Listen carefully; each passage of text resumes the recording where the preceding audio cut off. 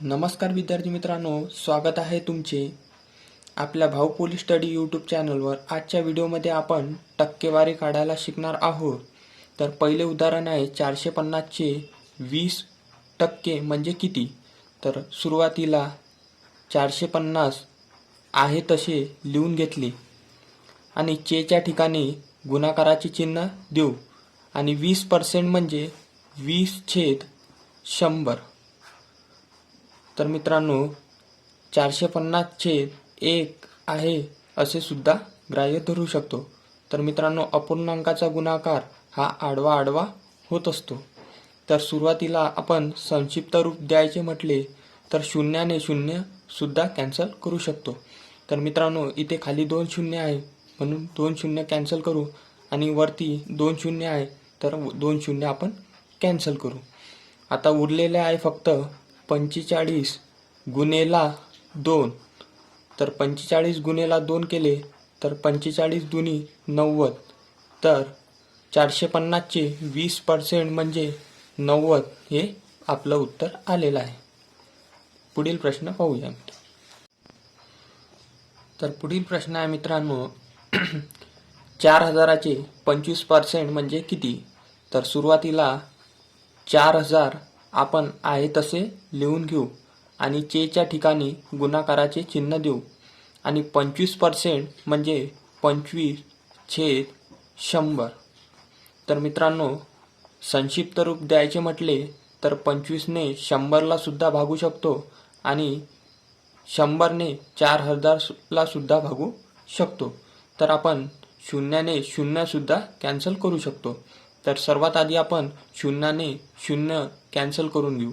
तर खाली 2 शून्य आहे तर हे 2 शून्य कॅन्सल करू आणि वरती 2 शून्य आहे तर हे 2 शून्य आपण कॅन्सल करू आणि आता उरलेले आहे 40 गुणाकारामध्ये 25। तर 40 गुणाकारामध्ये 25 केले तर 25 चोक 100 आणि 1 शून्य जसाचा तसा। तर मित्रांनो आपलं उत्तर आलेलं आहे 4000 चे 25% म्हणजे 1000। पुढील प्रश्न पाहूया मित्रांनो।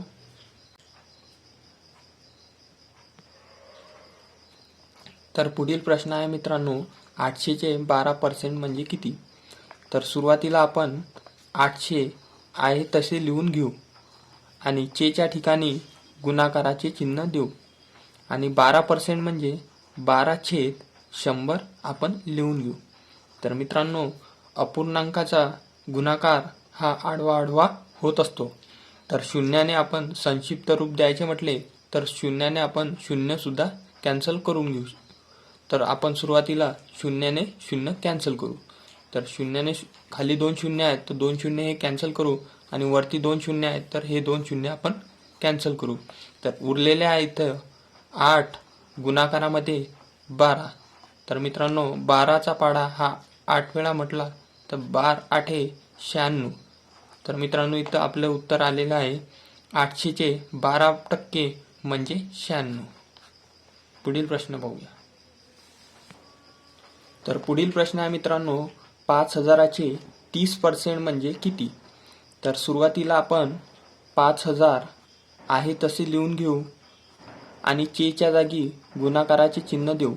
30% म्हणजे 30/100। तर अपूर्णांकाचा गुणाकार हा आडवा होत असतो मित्रांनो।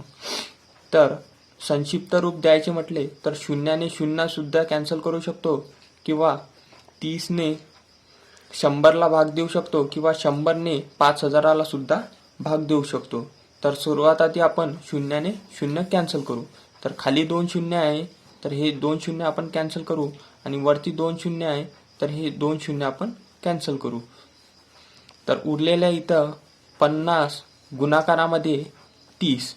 तर मित्रांनो 50 गुणाकारामध्ये 30 आपण केले तर 5 गुणाकारामध्ये 3 म्हणजे 15 आणि 2 शून्य आहे तसे लिहून घेऊ। तर मित्रांनो इथं आपले उत्तर आलेलं आहे 5000 चे 30% म्हणजे 1500। व्हिडिओ आवडल्यास व्हिडिओला लाईक करा, चॅनलला सबस्क्राईब करा। धन्यवाद।